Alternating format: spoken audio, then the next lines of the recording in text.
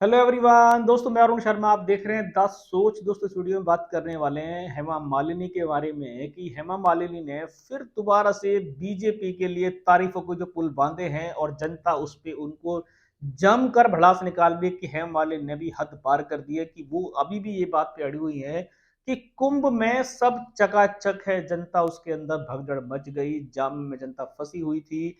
योगी सरकार को भी बहुत बार मेहनत करनी पड़ी, वो ऊपर संसद में ताल ठोक रही है कि सब चकाचक है। दोस्तों, अगर आप चैनल पहली बार हैं, जुड़ सकते हैं, सारी वीडियो को देख बात करते हैं हेमा मालिनी के बारे में कि वो तो सिक्योरिटी के लेयर के अंदर जमुना में डुबकी लगा के आई, गंगा में डुबकी लगा के आई। कुंभ में उनको वीआईपी सारी फैसिलिटी दी गई और वहां जाके भगदड़ जो मची, उन लोगों को आज तक मुआवजे के लिए बैठे हैं।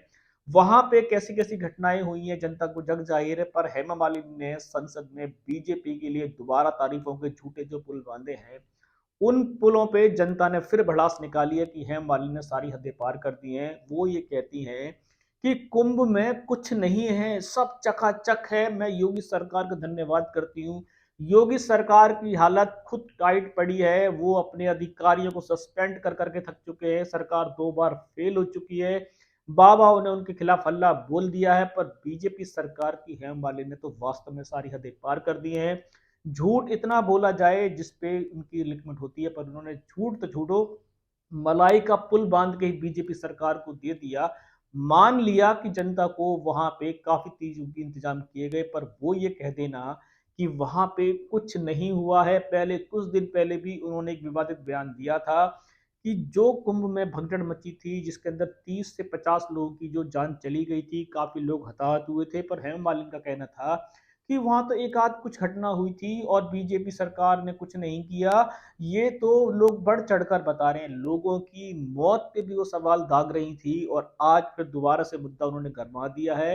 वो दोबारा से बीजेपी के लिए बगला रही है और जिस तरीके से बीजेपी के लिए बगलाना उनके शोभनीय कलेक्टर पे दग लगा रहा है कि और लोग कह रहे हैं कि हेम मालिनी ने जो मक्खन मलाई बीजेपी को लगाई है, ये उनको शोभनीय नहीं देता। पर हेम मालिनी है जो बीजेपी के रस में रसी हुई है और उन्होंने फिर दोबारा से कुंभ में महाजाम को भी कुछ नहीं कहा। कुंभ में जिस तरीके से जनता हताहत हुई है उस पर भी वो चकाचक कह रही है। वारी हेमा मालिनी जी, आपके इस बयान से जनता को दुख पहुंचा है, पर आपने पहले भी जो बयान दिया था उस पे भी उन्होंने आज तक कोई खेद प्रकट नहीं दिया, क्योंकि वो बीजेपी की एक बड़ी लीडर में है। आप बीजेपी पार्टी की बड़ाई भले ही किसी भी रूप में करो, पर जहां बीजेपी की कमियां है, यहां तो उनको कम से कम झूठे तारीफों के पुल नहीं बांधने चाहिए थे कि कुंभ में सब चकाचक है। आज भी जनता वहां जाम के नाम पे 3 दिन लोगों ने धक्के खाए हैं। अगर ऐसा नहीं होता तो योगी सरकार को अपने अधिकारियों पे क्यों गाज गिरानी पड़ती, क्यों हल्ला बोल हुआ, योगी सरकार क्यों घिरती नजर आई। अगर कमियां हैं तो उस कमियों को गिनाना चाहिए, बताना चाहिए, ना कि सब चीजों को तारीफों के झूठे पुल में डुबो देना चाहिए। हेम मालिनी के इस बयान से दोबारा से बीजेपी के रस में उन्होंने बयान दिया है। ये बयान किसी भी सूरत में स्वीकार्य नहीं है कि वहां पे सब चकाचक है और जिस तरीके से जनता ने धक्के खाए हैं उन्होंने धक्का नहीं खाया। अगर शायद वो एक नॉर्मल आदमी की तरह डुबकी लगाने जाती तो उनको पता पड़ता कि चकाचक क्या होता है। दोस्तों, हेमा मालिनी ने बीजेपी के तारीफों में बुल बांधकर फिर अपने आप को घेर लिया है और वो इस बात से नहीं डरती है कि जनता उनको क्या बोलेगी।